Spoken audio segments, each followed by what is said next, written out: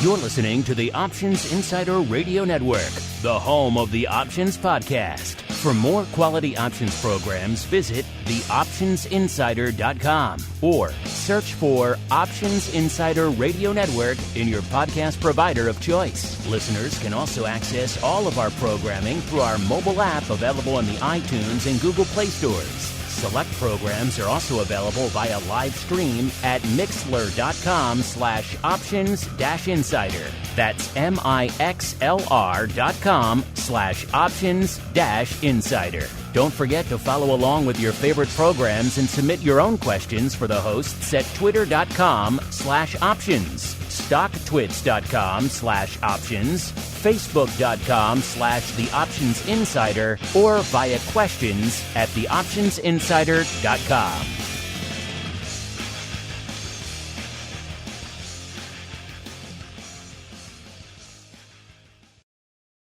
Gold, crude oil, corn, soybeans, and more.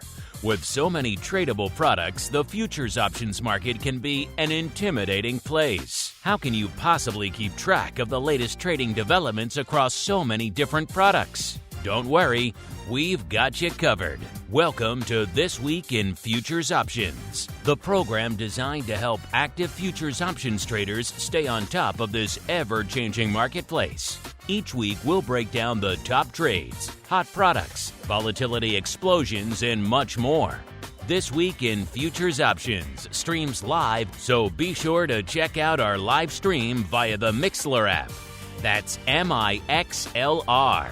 Or join our live chat room at mixlr.com/options-insider. Whether you're an experienced veteran or a newcomer looking to separate the wheat from the lean hogs, This Week in Futures Options has the information you can't find anywhere else. This Week in Futures Options is brought to you by CME Group, the world's leading and most diverse futures and options exchange. For more information and educational resources about futures options at CME Group, visit cmegroup.com/options. This Week in Futures Options is also brought to you by FTSE Russell, a leading global provider of benchmarks, analytics, and data solutions. For more information, please visit ftserussell.com, cboe.com, and cmegroup.com. And now, get ready to break down the latest futures options trading activity. It's time for This Week in Futures Options.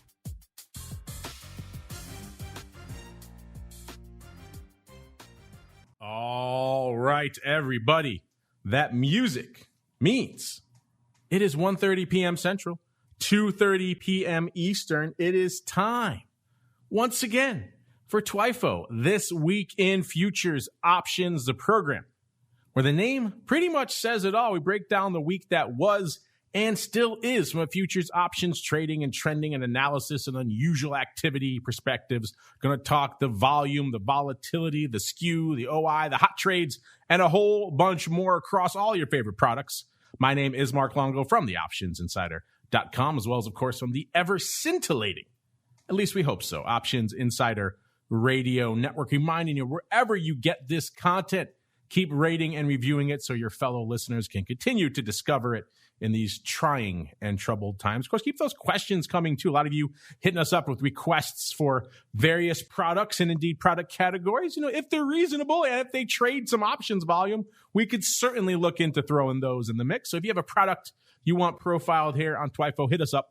You know where to find us at Options on most of the major social media platforms. Questions at theoptionsinsider.com also works. If you join us live on the Mixlr live stream, going to add more live streams in the future, but Mixlr for now, you can ask your question. You get bumped to the head of the class. How's that for pretty cool? So you can ask them there as well. We do have to hear from all of you guys and gals out there. Let's see who we're hearing from on the old program today. I am pleased to say, once again, we are going back to the FTSE Russell studios, where I'm joined once again by my compatriot in all things futures options, Mr. Sean Smith, the managing director of derivatives licensing over there at FTSE Russell. Mr. Smith, how go things in the FTSE Russell studios, sir? It's great to be back. It's great to be here. It's great to have some working technology. I'm just excited to be here. We're going to have a great show today, Mark. I just did a double take. I thought you were sitting right next to me. You sound so good, sir. Those FTSE Russell studios coming in loud and clear. But let's do it, listeners. Let's kick it off the way we always do. It is time for the Movers and Shakers report. It's time to find out what's rallying on the light side and falling to the dark side at CME Group this week. It's time for the Movers and Shakers report. All right, everybody, welcome to the Movers and Shakers, where we break down all of the big action over the course of the past week, pretty much since our last show over there at CME Group. We break them down to the upside, a.k.a. the light side, and to the downside, a.k.a. the dark side. Mr. Smith, you know what comes next. You know what I'm going to ask you. Where should we begin our journey this week, sir? I'm going to throw you a curveball. I'm going to say, let's go dark side. Ooh, look at you. You've been watching a little Star Wars over the weekend, getting a little Darth Vader vibe going. Either way, it's a good choice. It's a good choice, Mr. Smith, because roughly 2/3 of the report is in the red this week, sir. So a little bit more to parse on the dark side. So let us talk about. Yeah, let's do it. Let's begin our journey there to the dark side, listeners. Number 5 in the blood red direction this week is Brent. Going to be a lot of energy on this dark side here, as you will see. Brent off 5.7%, almost 5.69%. So a bit of a bloodletting out there in Brent, followed by number 4, heating oil, almost 5.75% to the dark side. And then superseding that, saying, nope, hold my beer. We got RBOB coming off about 6.75%. So rough times in the energy complex. I think we'll be getting to that today. By the way, RBOB was number 5 to the upside last week. It was up almost the exact same percentage in the other direction. It's off 6.72% this week. Last week, it was up 6.79%. And before you say, hey, break down RBOB, yeah, it does about a couple of thousand contracts. So not a lot lighting it up in the land of RBOB. And then saying to all of them, yeah, forget about you upstarts. Let's let the Vol King in the energy complex have its crown here. Nat Gas, number 2, off 8.66%. It was number 3 in the same direction last week, off 2.4%. The only thing that could dethrone energy to the dark side this week, listeners, is lumber. Lumber just keeps moving and shaking every week. This week, off 12.5%. And don't ask, I wish we could parse lumber, because lumber has been moving so much. And it's not like Nat Gas, it moves, but it's a $3 contract. Lumber is actually a pretty meaty / beefy, some might even say meefy, to use the vernacular of some of our other shows on the network, contract. And it still moves a substantial percentage. So I would love nothing more than to break it down for you. And yet, for whatever reason, which we've discussed on the show in the past, not a lot of options paper really going up in the land of lumber. Let's move on to the upside, a.k.a. the light side. Don't tell Lucasfilm. Number 5, it's rough rice, up an even 2%. It's the first time I've said it's been a good week for rough rice. Usually the joke is it's a rough week for rough rice because it's been selling off quite a bit. But this week, to the upside, up 2%. Number 4, it's the old Nikkei, up 2.03%. Then we've got lean hogs, our old friend Hoglug, back to the upside, up nearly 3%, 2.87%. Numero dos, it's the old Eurodollars, up 5.4%. It was number 1 to the dark side last week, off about 2.8%. And number 1 with a bullet this week is palladium. So almost 5.5%. So a lot to unpack, a lot to parse this week. Mr. Sean, there's so much red in the energy complex. I think we should start there. We also have a request coming in. This comes in from Wayne Shand. He requested oil. He put in hashtag oil. He says, having quite a session today, down 5%, began around midday. What's interesting is that it began into session highs. So as so often, the algos made sure most traders will have been trapped on the wrong side. Well, looking at those evil algos. So it sounds like we got some listener love for energy. What do you say, Mr. Sean? Should we hang our hats first in the Texas tea, sir? I'm absolutely supportive of energy first today. All right, here we go. A little bit of the old energy. It's time to tap into the deep options well of black gold, Texas tea, nat gas, and more. It's time to talk energy. All right, listeners, let us begin our journey in the land of all things black and sticky. In particular, you guys want to find this, go to the TWIFO reports, cmegroup.com/TWIFO, TWIFO, or /TWIO, TWIO. Those both work. and they should get you where we are now. Then you have a big drop down. You could choose from all the different product complexes out there. You want to go to energy and then go to WTI, where we will begin our journey. WTI was not on the movers and shakers. It was Brent, but not a lot of goes up in Brent. And we talked nat gas a lot on the show of late. So trying to mix it up, bring WTI back into the conversation. It's also what our listener requested. They requested oil out there. And, the big narrative when we talked about WTI recently on the show was, what was going to happen with this 60 handle. It seemed like the options paper last week, listeners, was fading this action north of the 60 handle. A lot of action on the put side in terms of put buying and call selling. It seemed like the fade was back on. Remember, we used to talk about this back on the 40 handle. Doesn't seem like that was that long ago. But where they're fading spikes above 40, now it seems like the market was fading a spike above 60. That seemed like it was the smart play, because coming into showtime, we're seeing WTI just a tick north of the 60 handle, 60.08. So it has given back pretty much all of that action it had north of the 60 handle, off almost 5.6 points, or about 8.5%. That's just this week. And of course, our listener Wayne mentioned it had a big sell-off just today. So a lot of that action coming hot and heavy coming into showtime. Let's see. Actually, a decent amount of paper on the tape, almost 400,000 contracts already. So a pretty hot and active week out there, listeners. Let's go on out to where the most action was. That was out there in the May contract, 34.5% of the paper going up out there this week. That contract has about 28 days to go. So a nice, firm, reliable frame of reference for us to analyze some skew and some vol. If you wonder what the vol is right now, obviously ticking up, because we saw a bid to that put wing last week. We moved into that put wing since that last show. So we're going to see vol tick up. And that's pretty much what we saw. It's up to about 42.36 right now. It's up nearly 7 points, about 6.75 points. So vol getting a little juicy again out there in WTI. Oil is not really commonly associated with volatility and being a very volatility and vol changing, vol moving product. You listen to the show, that's not the case. And vol changes, vol moves. It can get pretty volatile out there. It can come off again just as aggressively. So if you like trading volatility, we always talk about volatility in the parlance of equities traditionally, but there's a lot of vol to be found out here in the energy space as well. So vol traders starting to pay more attention out here in all things energy. Coming into the show right now, we're seeing puts were pretty monstrously bid last week. They were 10.4% in this May contract last week, bid above the at-the-money vol, which was, again, about a 36 and change last week. So you're paying 10.4% premium, listen, that's what that means, to that already decently high, not super high, but decently high, 36%. And now you're paying about a 10.4% premium for the privilege of buying those downside puts. Looks like those puts paid off, though, because we've broken through a lot of those strikes or gotten closer to them. Now those puts are about 5% bid. You might say, why are the puts coming in? Well, it's because we've broken through some of those strikes to the downside. When you do that, people sometimes take those puts off. They're selling them. That's closing paper. It's going to bring in the puts a little bit. That's typically what you expect when you start moving downside. Now, if you explode downside, but this continues more aggressively, you'll start seeing those puts get jacked up again. But right now, moving down the skew curve, puts coming in. And let's see if the calls get bid. Yeah, that happened this week too, because the calls were 6.3% cheap.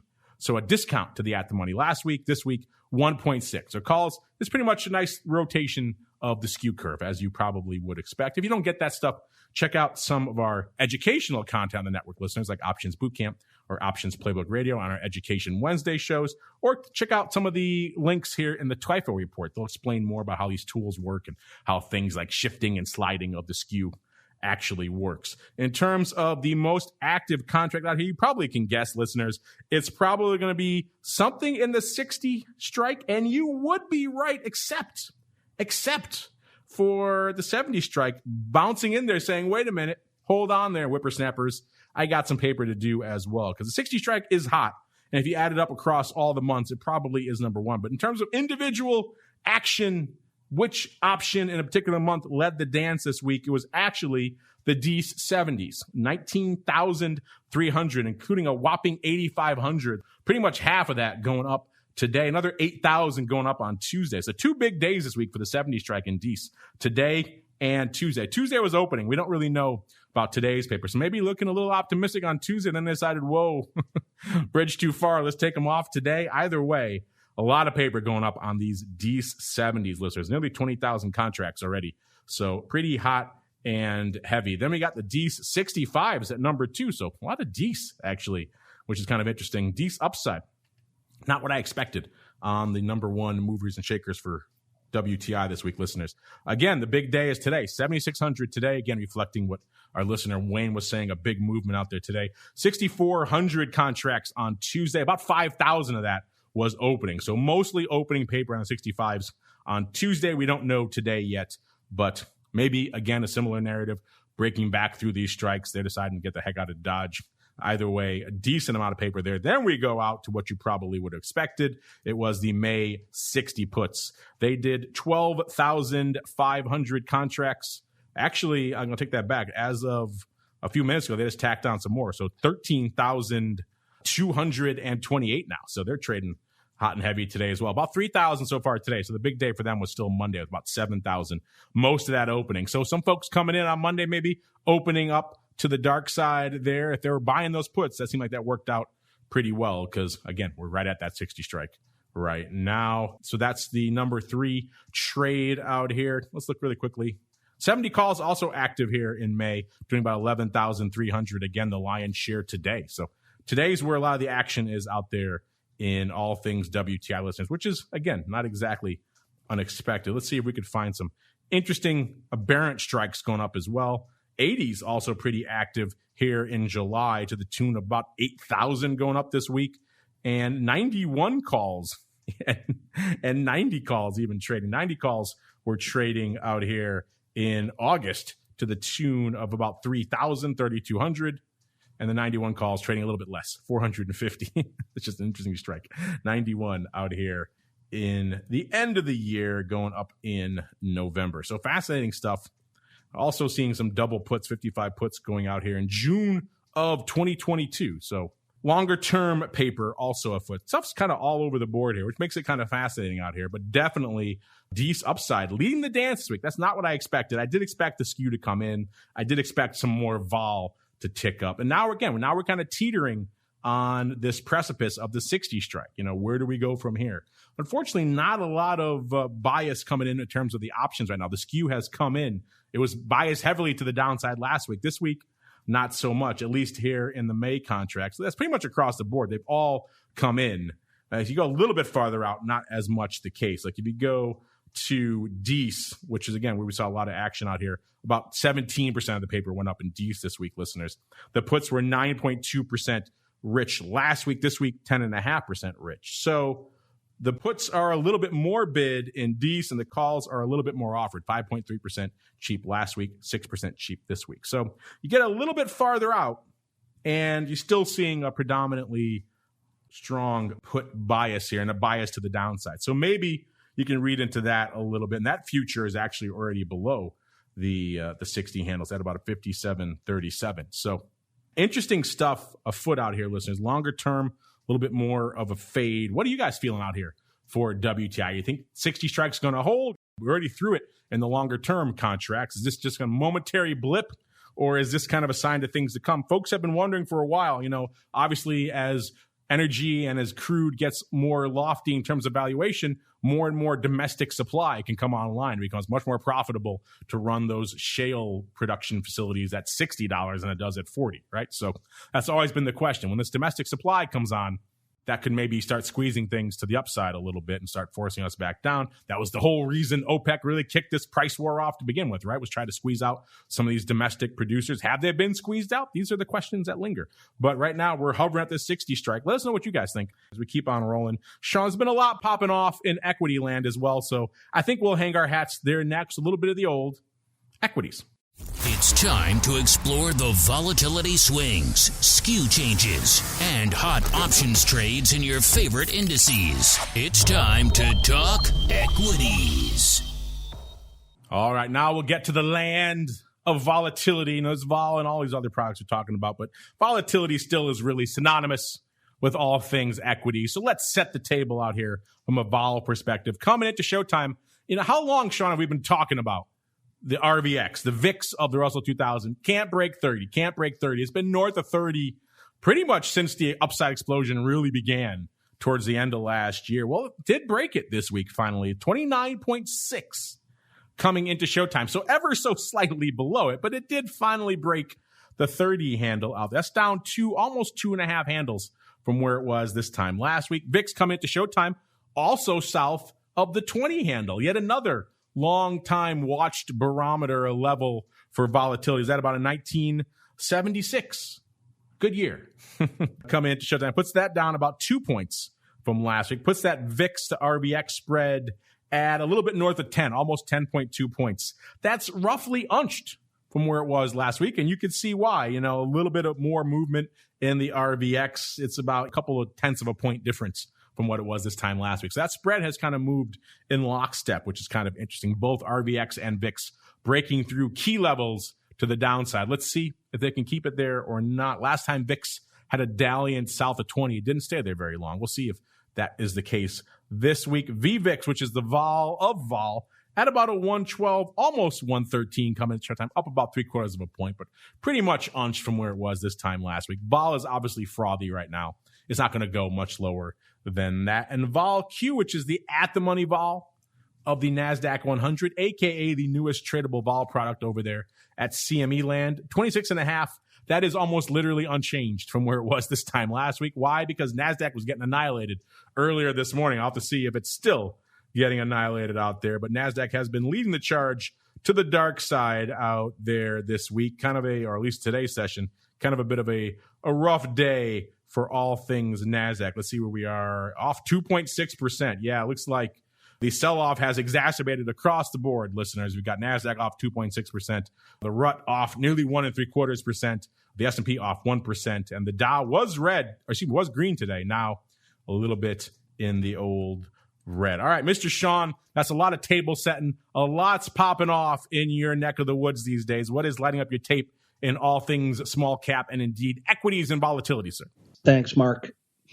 First of all, I'd love to just offer my condolences to the Sander family. Jack Sander from CME, a former chairman of the board and longtime board member, famous in the futures industry, passed away this past week. So I wanted to just offer my condolences to his family and to CME Group. This loss is a tremendous one. I know Jack was just incredibly passionate about the derivatives industry for many, many years. Just a wonderful guy, had a big family, lots of kids, all adopted, just a wonderful human being. And I just wanted to make sure that I took a moment to honor him today. So we lost a great leader in the futures industry this past week. But lots going on. It's roll week, right? So you've got lots of volume in the Russell 2000 futures contract rolling from the March contract to June. So you're seeing a lot of activity. Volumes and open interest are again skyrocketing. Order flow is amazing, and that liquidity at CME Group has just been absolutely phenomenal. And everybody seems to be having a good experience rolling into the June contract, which brings me to the next big item regarding the month of June, and that's something we've been talking about in the last couple of shows, and that's recon. We've got May 7th coming up, which is rank day, where we come out with the initial list of constituents that'll be in the Russell 3000. That's the Russell 1000 and the Russell 2000 combined. I'm looking forward to continue to dive into that and dive into the sectors and what drives our large and small cap indexes at Russell. I think we've going to have plenty to talk about in future shows. The mini Russell options at CBOE have just been trading some good volumes, good healthy volumes, really, really good tight bid asks in the market on the options at CBOE Global. I'm very excited to see that. There's lots of activity, lots of diversification, and clients trading the product. And the mini RUT, the MRUT contract, MRUT, is off running. It's very exciting to see. It's good to see the volume. It's good to see the tight markets. I strongly recommend everybody check out MRUT at CBOE Global. But volatility. Just a dip below 30, Mark, as you were just saying. Keep your seatbelt on. This market is is exciting. The equity market is strong.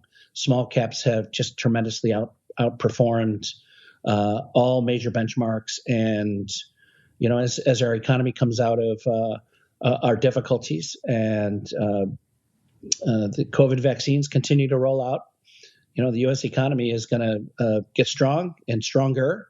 And one of those indications are that domestic index that we call the Russell 2000. So keep your eyes on it. I'm excited. It's obviously being expressed in trading, risk management, and investing opinions out there in the industry. Yeah, it certainly is. Like I said, this sell-off is now exacerbating. So let's see. Yeah, it didn't take long, Sean. I just wanted to check because we ran that right before the show started. I said we were shy of 30. Now, as of a few minutes ago, Sean, almost 31, 30.86. So I said, how long are we going to hang out below there, right? And so far, it was not long, was the answer.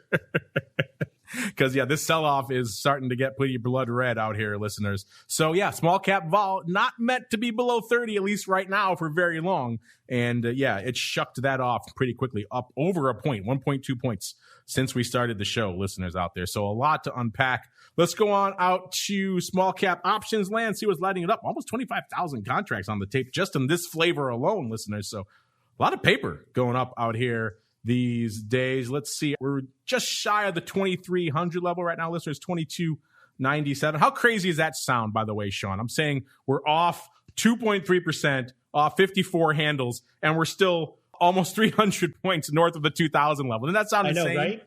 Sounds nuts to say out loud. Amazing. And we were just talking about breaking the 2,000 handle, in Q4 of last year. I mean, how long were we talking about can it break 1,600? How long? That was like the narrative of the show. All of last year. Yes. So in my mind, when I think Russell, I still think it's 1,600. And I see these levels. They're just shocking to me every time. But that's where we are, listeners, off 2.3%. The lion's share of the paper this week coming 25.2% in the April contract that has looks like about 43 days to go. So we can hang our hat out there. Vol, like I said, going out to April a little bit farther, you're talking a little bit shy of the 30 handle, 27.62 out here, off about a third of a point. So again, that's going to be ticking up to unched pretty soon, I would think, if it hasn't already. And let's see, in terms of skew, last week the put 16.3% bid, this week 17.8%. So interesting. A little bit more bid going up in these puts, which again, seeing what we're seeing out there, hard to blame them. The calls, 10.8% cheap this week, 11.4% cheap. So no bid to be found for the calls. In terms of the action, where the paper was this week, actually the 1900 put, Sean. This is kind of like, this is reminiscent paper, what we used to talk about. It was out of the money puts. 1900 doesn't sound like it's that far out of the money, but it is. Like I said, we're just shy of the 2300 level right now, listeners. So you're talking a whopping 400 points to the dark side. And this is in 43 days. That would be quite the sell-off out there in small caps, Mr. Sean, if this level does come to pass, sir, would it not? I agree. Yeah, that would be a tremendous move. And, as we see a tremendous move to the upside, we know that the small cap index is volatile, but it's exciting to see. Of course, I don't pick directions. I look at the market as our investors and our customers do, in ways to one, invest in the market, two, harvest volatility in the market, three, to hedge your portfolio to maintain those investments. And it's exciting times. The U.S. economy is going to continue to grow. So I'm excited, and Russell 2000 is clearly excited with a volatility north of 30 still. Yeah, it's clearly likes itself a little bit of volatility. I think we have some listener comments and questions about all things small cap. Maybe diving into the product suite a little bit there, Mr. Sean. So that should be fun. We could probably, so much going on in equities and volatility, we can probably hang our hats there as well. But Mr. Sean, where should we hang next? I was looking here, our old buddy, Mr. Norland, doing some interesting research in the metals this week, and palladium was up 5.5%. So what do you say, Mr. Sean? We hang our hats in the shiny stuff next. Yeah, I've been seeing some activity in the precious metals, so I think it's a great place to step next. Here we go then, a little bit of the old metals. Werewolves beware. It's time to explore the options activity in silver, gold, and other shiny things. It's time to talk metals. All right, everybody, welcome to the metals side of life here. Of course, you can find all these for yourselves. Go to the drop down, go to metals, and then pick your poison. We could try to hang our hats in palladium. Unfortunately, it only does about 1,075 contracts, so not a lot lighting it up. If you're wondering really quickly, 72.7% of that coming in the June contracts. Not even that many contracts to list out here, listeners. That's got, 62 days to go. The vol in palladium, 35.8, up about 3.5 points. The skew, 1.9% cheap, where the puts last week, this week, 3.5% rich. Palladium, by the way, up just this week alone, up 13.2%. And the calls, 6% rich last week, this week, 0.6%. So obviously, breaking through some call strikes to the upside. The most active contract was the 3,200. So that's pretty far out of the money. I use most active in air quotes because there's only a couple of hundred contracts here. But still, there's your palladium breakdown if you were indeed so inclined. We'll move on out to some more active metals in a second. But first, let's look at what Mr. Norland was putting together. Eric's been on the show multiple times. He and Blue and the rest of the research team over there at CME do some pretty interesting stuff. They've done a lot in the past about metals, supply and demand, what's driving the factors. In fact, Eric first came on my radar. The first research report he ever did that I heard of for CME was one called Gold Volatility Storm on the Horizon. It was a question mark, and it was all about whether gold vol was about to explode. And we brought him on the show, and literally that day, I think gold vol just exploded. So for me, he's always had a bit of a feather in his cap just from that first paper. He's always been kind of prescient when it comes to the metals. So I pay attention when he's talking metals. And right now, Eric is talking some metals. His newest paper is called Gold and Silver's Supply Side Impact on Prices. Break it down for yourselves. You can go over to cmegroup.com, click on the education tab. Usually these papers are front and center on the homepage as well. It's pretty easy to find. And he talks about the impact, I should say, of mining output on gold and silver prices. Gold mining output in particular seems to have a major influence on both gold and silver prices. So not just gold, whereas silver mining output itself, bit of a weaker input on both of those prices. When precious metals rise, obviously jewelers get priced out of the market for gold, but they can often still afford silvers. That gives a little bit of support to silver. So obviously they have a strong connection and correlation to the jewelry markets out there as well. And of course, the economic value of gold makes it the dominant member of the gold silver ecosystem. Interesting stuff here. Secondary supply and production breakdowns. As always, Eric's going to have a lot of charts, a lot of graphs. You can probably spend several hours digesting all of this data. So check it out for yourselves if you're so inclined. Actually, you know what? I did forget something in the movers and shakers because that'll also point us towards the metals as well. I forgot to run down the vol movers and shakers. Let's hit those really quickly as well. To the dark side, from a vol perspective, it was all euro dollar 30 days, pretty much across the board in the different term structures of Eurodollar. There's different 30 days within the Eurodollar itself. I know it's confusing, listeners, but that's how it breaks down. They were down 14%, 11%, and about 10%, respectively, in the vol decliners. And the vol advancers was not as much, but leading the charge in the vol advancers was silver. Silver 30-day up 2.2%, followed by lean hogs up 1.8%, and nat gas up 1.6%. So what do you say we hang our hats to mix it up a little bit out there in silver? I haven't talked about silver in a couple of weeks since all of the fun with the great short squeeze out there. So let's see what's up in silver right now. Light week, actually, only about 18,000 contracts on the tape. Silver at about 26.14 out there. 55% of that paper coming in that April contract that has actually has about 7 days to go, this one. So that one's going to be kind of hard to parse because the skew is kind of going nuts out there. So maybe instead we'll really quickly hang our hats in gold as well. The other side of the gold-silver equation that Eric was just talking about here. A little bit more paper going up in gold this week. As you might expect, a Fed week always gets a little bit an interest in all things shiny. Let's go on out to the gold drop-down, listeners. I hit select all.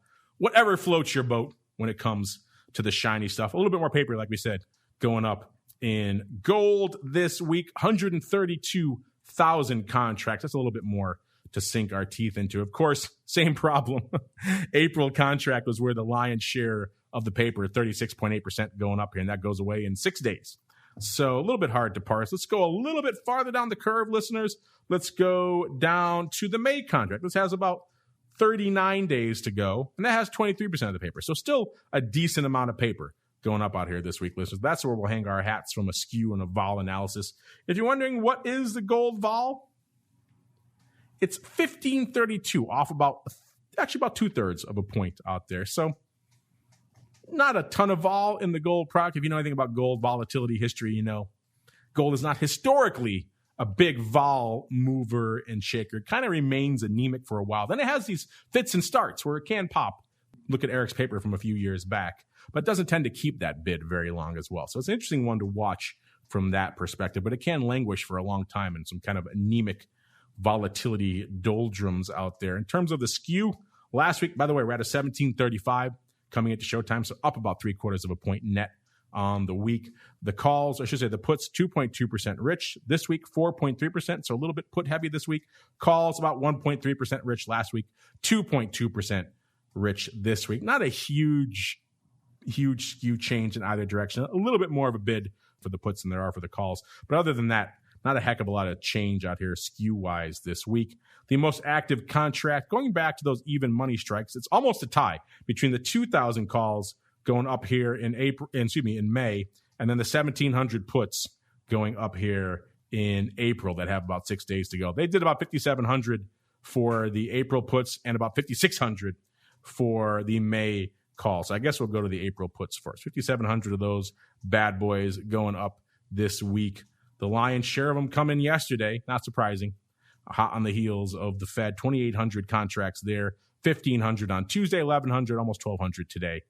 And again, a good chunk of that yesterday closing. We'll see what today's paper is up to. Let's go out now to the 2,000 calls, 5,600 of these bad boys going up this week out here in April. The lion's share of those on Monday, 3,100, so some pre-Fed action, followed by 2,500 or so going up on Tuesday. Both of those days predominantly opening. So interesting paper. Not so much going up yesterday or today. It's all Monday and Tuesday here on the 2000. So those are interesting strikes to be opening on a week when there's the Fed announcement going on out there. Interesting stuff afoot here. Let's look really quickly. There's always some fun, aberrant upside paper to be found in gold. Let's see if that is the case this week as well. Yeah, it looks like the 2,500s were lighting it up this week, listeners, out there in DC. You can usually find this stuff out in DC if you are so inclined, listeners.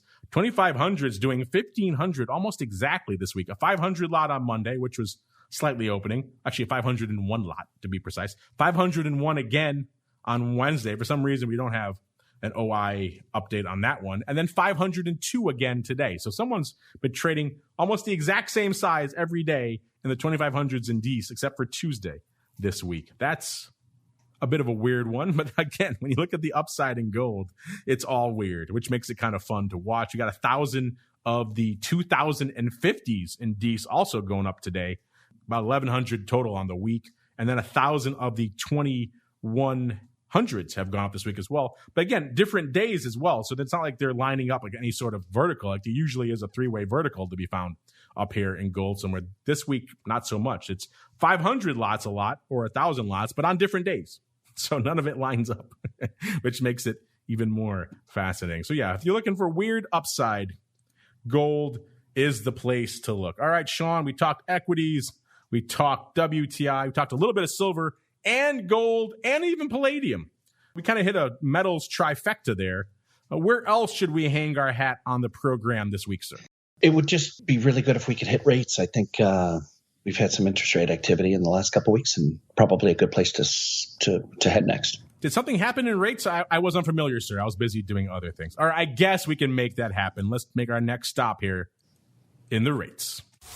The Fed, the yield curve, inflation fears. How are they impacting options activity and volatility in your favorite interest rate products? Let's find out as we explore the world of rates. All right, let's get to it. Into the world of rates. Obviously, rates making some headlines this week tend to be one of the things that's spooking spooking the equity markets out there, the prospect of yields on product like the 10-year, spooking some folks. By the way, speaking of all things Fed, we were talking about the Fed Watch on the show. You guys can check it out for yourselves. You know where to go. Just type CME and Fed Watch into any browser. You'll get right to it. It's pretty easy to find.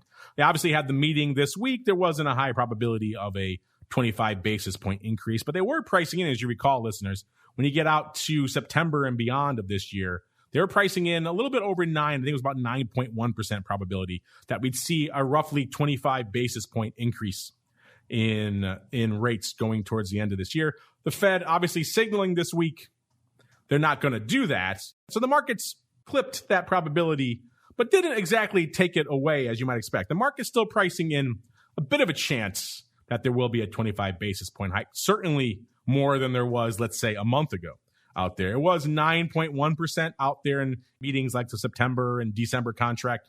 Coming into today's show, the November is at 6.4%.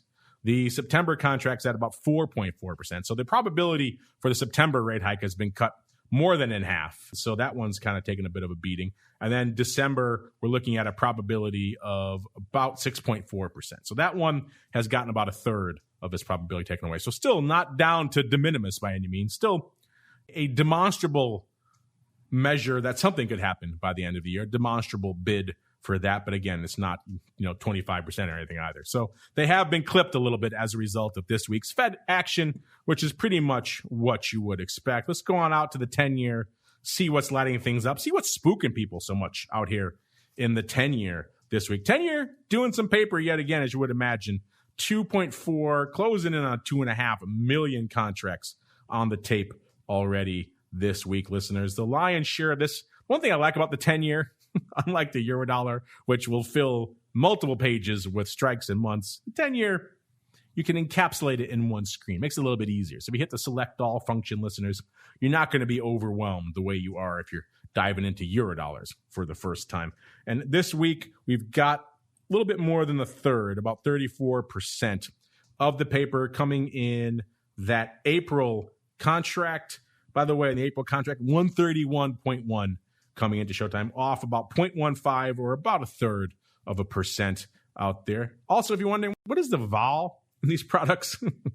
We said it before. We were just talking about a 15 vol in something like gold, and you're talking about a 30 plus vol in some of the small caps. You're talking higher, 40 odd vols in the energy products. So it depends which complex you're looking at, what levels of vol you can expect. You get into things like cryptocurrencies, you're talking triple digits and beyond.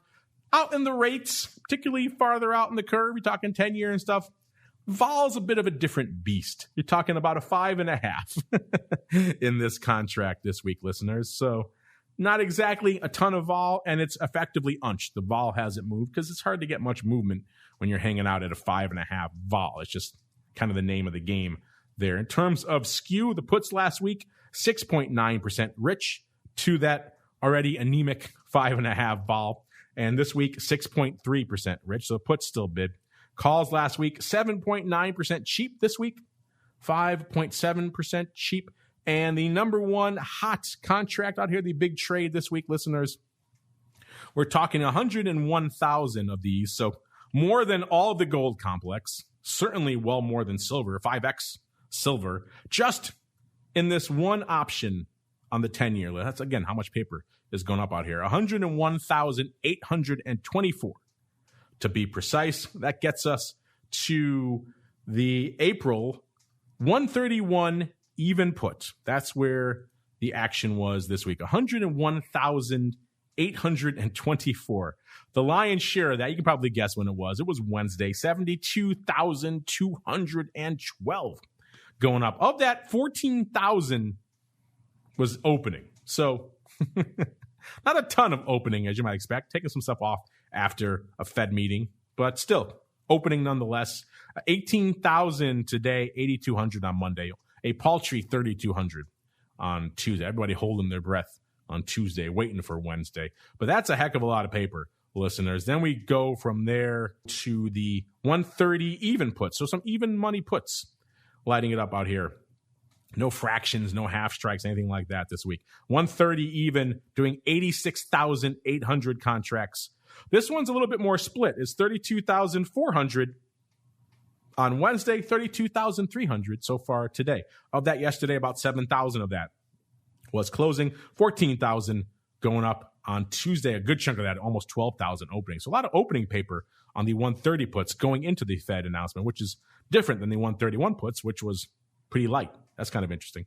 And about 7,300 going up on Monday. So decent action out here. Then we got number 3. There was a call to be found out here.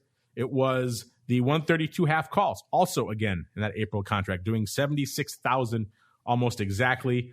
Most today, actually, 35,600 going up today, 31,500 yesterday. Of that, about 7,600 was opening, 7,300 on Monday, 1,500 on Tuesday. So not a lot going up on Tuesday there either. So there you go, listeners. A storm of paper to be found this week in the 10-year, the product that seems to be spooking everybody out there. But you know what, Sean? You know what never spooks us?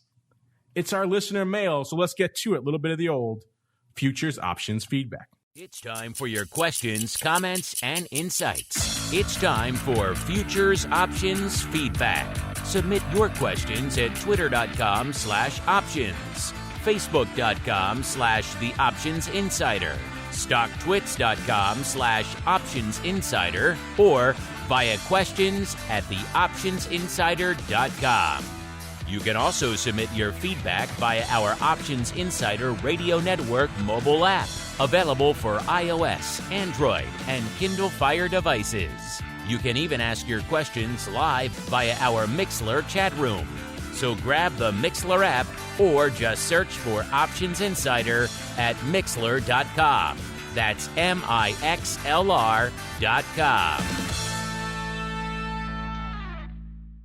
All right, everybody, welcome to the Futures Options Feedback, the portion of the show where you folks take the reins with your questions, your comments. Sometimes we shine the light back on you, as we're doing this week right now. I have a fun volatility poll up there for you, listeners. You guys love talking about volatility. People like talking about volatility in general. They say this product is volatile, that product is volatile, but which product really holds the crown? You know, people say Bitcoin's volatile. They say Tesla's, but they say volatility itself is volatile. They say the crazy meme stocks are volatile. So we put it to you folks. Which of these products has the highest 30-day volatility right now? When we posted that poll, that was earlier this week, but the levels are going to be roughly similar right now. We ask you, honor system, no cheating, no pulling up on your brokerage platform. Use your gut. What does your gut tell you? We gave him 4 choices, Sean. We said the name that's synonymous with vol for a lot of people, which is Tesla.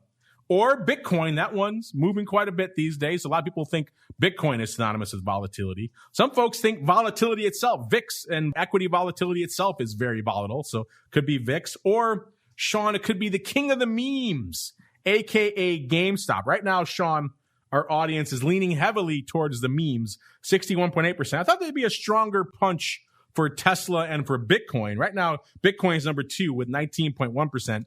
Tesla number 3, 13.6%, and vol itself, VIX, at only about a 5.5%, Sean. So first off, what are your thoughts on what our audience is thinking, Sean? And then B, do you agree or do you have a different vote, sir? You know, I'm not going to vote. I think our listeners' opinion is just really interesting, and it's relevant to the times. You know, it's where people are looking, it's where people are listening, it's what people are watching, it's what people are trading. So I think all of those in the equation of volatility bode people to point their volatility arrows at where they have interest, where there's been activity, where there's been news. It's all interesting. You know, our equity markets continue to be volatile. Our oil, our energy complex that we talk about every show continues to be volatile. It's just all interesting, and this show is all about volatility. So, you know, I think the highest vote for me would be TWIFO as being the most volatile. How's that for a vote of confidence? A very volatile show. Well, we come in at the same time every week, so I guess it depends what you mean by show volatility. And we're hitting people every week. We're not missing shows. Maybe it's just I don't know. Maybe it's just what level of awesomeness. Is it a million or is it like a 10 million awesome? I guess that's the question. That's where the volatility comes in, Sean. We always try to deliver as much awesome as you could possibly pack into a single hour, listeners. You already had our requests for oil here from Wayne. Here's one right up your alley here, Sean. This comes from Fesk1. He says, hey guys, love the network. Well, thank you, Fesk1. Go on to say, just wanted to chime in to let you know I traded the new mini Russell options after listening to the last episode. Calls, obviously, exclamation point. Thanks so much for everything that you do. So there you go, Sean. We talked a listener into the dark side. They have listened to the show, and now they've joined the call frenzy that is Russell 2000. In this case, the new mini options. Sean, what do you think? It's exciting. It's a smaller notional contract. It makes sense. People will have good experience trading the product. The markets are tight. Come on in, trade MRUT. Cboe Global's got a fantastic product, and Fesky1, great comments, and best of luck trading. Know your risks, know your entry point and your exit points, have your strategy down, and stick to your disciplines. But very excited to hear you trading MRUT. It's a fantastic product, and we're very excited about it at FTSE Russell. Well, clearly the listeners are too. So if you have a Russell 2000, you've been trading it, maybe you're interested, hit us up. Let us know what you're thinking out there. Listener sharing also with us a tweet from another listener goes by the handle of Pomp. I guess they're in the crypto space. Kind of easy to tell from their tweet, chiming in saying there's a higher likelihood that gold goes to zero than Bitcoin does at this point. One is growing in value, the other is falling. Don't get caught on the wrong side of this paradigm shift. So this has a lot of likes and a lot of tweets. Obviously, the hodlers are going to like this one. Obviously, we've heard the arguments about inflation. Yeah, it's hard to argue. They're printing some money in DC these days. That's going to have a ripple effect through the economy. And that's certainly been what driving a lot of people into Bitcoin of late. Whether gold goes to zero anytime soon, I have a hard time seeing how that could possibly happen, and the rest of our economic system remain viable. If gold goes to zero, I think we got some other problems on our hands outside of the relative value of those two currencies. There's something else going on in the broad society that used to be the old saying when I used to be in the SPX pit. You could sell, the 10 puts or even like the 100 puts out there, because if S&P breaks below those levels, chances are no one's coming to collect. Something else is going on. The world's on fire. And gold at zero, a similar point there. But I get throwing a little fire out there for the crypto kitties. I get it. All right, next up, we got Nickelton saying, what would you say is the most frequent problem or complaint that you hear from your listeners about futures options? Ooh, we could do a whole show just on this, Sean. Let me see if I could narrow it down. A lot of the listeners for this show, they're coming to futures options for the first time, having traded your traditional equity options. So your Apples, your SPYs, your Googs, those kind of things. The things that everyone's trading, maybe some games now these days. So they're used to how traditional equity options work. They're used to having effectively, the one underlying and then options on it that expire on different months. Kind of nice, kind of easy to wrap your head around. Now you're getting into the realm of futures. You have multiple underlying futures and different months that coincide. And I have to say, probably one of the most frequent complaints we hear from that audience transitioning into futures, getting past, having to open the futures account, everything. That used to be a big hurdle. These days, brokers have made that a lot easier. So that isn't as big of a complaint these days as it used to be. What is still a complaint, though, I remember talking about this with Dan Grams on the show not too long ago, is just the opaque, impenetrable symbology that goes up in the future space. If you're coming in, let's say you're a traditional Apple trader or SPY, those tickers are pretty intuitive, pretty easy to see what you're getting. SPY is just SPY. Apple is AAPL. It's pretty easy to understand and know what you have going on out there. You get into the futures options realm, you get into a whole different world of symbology. And quite frankly, a whole bunch of it doesn't really make a lot of sense. I'm just going to put it out there. The months end in D with Z. That makes some sense, but they don't start with A. There's no real rational rhyme or reason to how they go, let alone what tickers are applied to which product, let alone a lot of the platforms don't do a great job of really interpreting that for you. If you go into a lot of equity options, you see the months and the strikes, you're pretty much good. You don't really need to know what the symbols are that you're trading. But a lot of the platforms in the futures options world are still disseminating just here's this symbol and here's the strikes. And people are left looking, wait, what is this? What am I trading? What month? What underlying? What series is this? There's not a lot done on the part of the brokers or the other players out there, the vendors, to really translate this for people. They shouldn't show you an opaque symbol. It should say, hey, bam, this is the March WTI, whatever it is, whatever the product is you're looking at. Doing some of the heavy lifting for the end users. I know longtime futures heads will say, oh, well, you get used to it. And you do, but it's a hurdle. And we've seen in the equity options world this explosion of small retail accounts coming online. We want to see those people be able to trade futures options as well. And just removing these unnecessary layers of abstraction will go a long way towards doing that. Sean, what are your thoughts on this? Do you agree with that? The obtuse symbology, or do you think maybe it's something else that is the biggest stumbling block for new futures options traders these days, sir? This all leans towards education, right? And I think what our exchanges do extremely well is educate their customers. They have phenomenal education links on their websites and places to go to not only read, but you can watch videos, you can simulate, you can interact, you can take quizzes. I mean, there's all types of fantastic education on CME Group's website, on CBOE's website. It is good, but when you get down to the fundamentals, you got March, June, SEP and DEES. You've got H, M, U, and Z. Like if you can just write these monthly expiries down and then just figure out what products you want to trade and write down the and there's other months and there's obviously the strikes when it comes to options, but it really is just a matter of practice, learning, practice and learning. And I just strongly recommend that anybody struggling, just go to the CME's website. They actually have educators that would be happy to work with you, and chat with you. I don't know if they have a chat. I shouldn't say chat, but you can always email them and ask questions. So there's places to go. There's people that can help you if you have questions. So I strongly recommend practice, learn, educate. Go to the exchanges websites and look at the education resources that they have.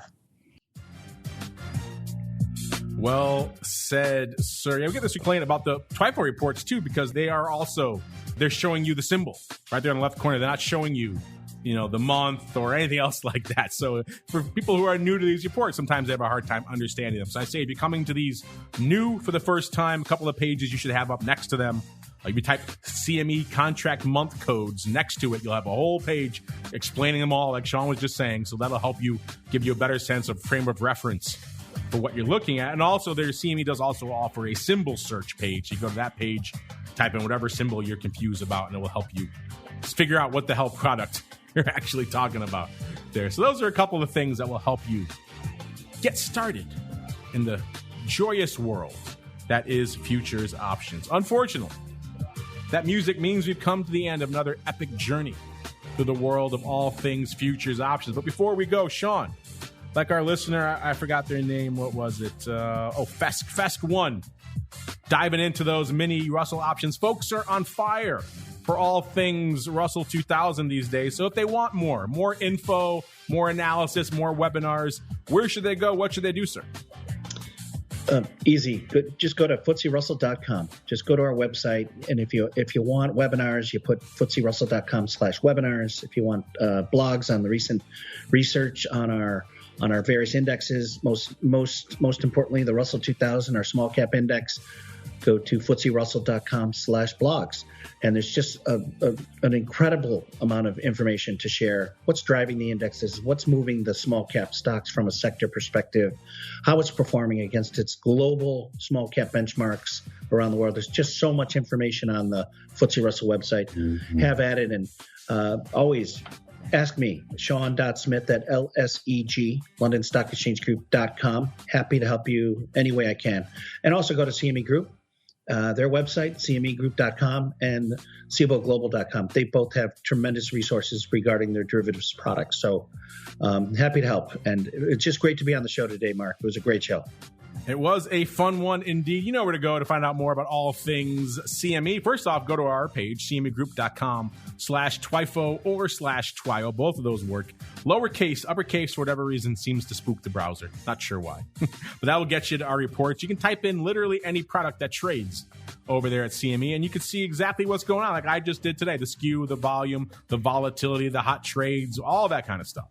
So click on those. It's fun. It's certainly very useful if you're trading these brands. It's kind of the only place you can really find this information. It's not really easy to find anywhere else. So cmegroup.com/TWIFO or /TWIO is the place to go to begin your journey. And of course, check out the educational content that Eric and Baloo and everyone else are putting up there, the research, everything else that they're doing, everything else cooking over there in the land of CME. And on behalf of myself and everybody over there at CME land and everybody over there in FTSE Russell land, I want to thank all of you out there for downloading, streaming, subscribing, for listening live, for sending in such great questions, for trading, for everything else you folks are doing. Keep it up.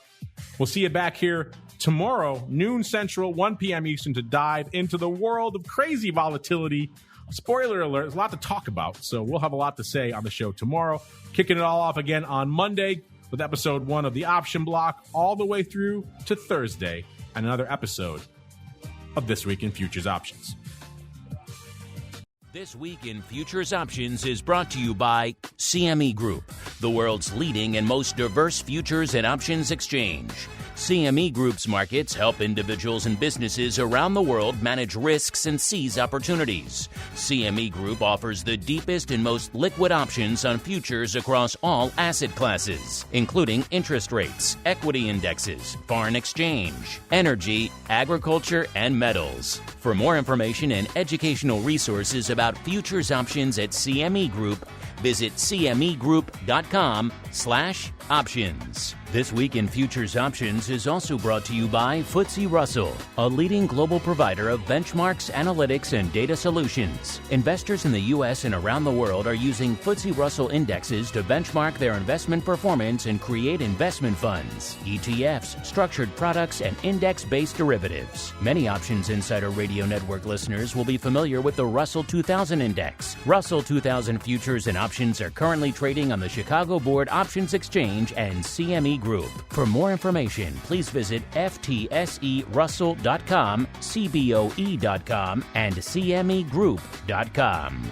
This broadcast is intended for informational and educational purposes only and does not constitute trading advice or the solicitation of purchases or sale of any futures or options. The rulebook of the applicable exchange should be consulted as the authoritative source on all current contract specifications.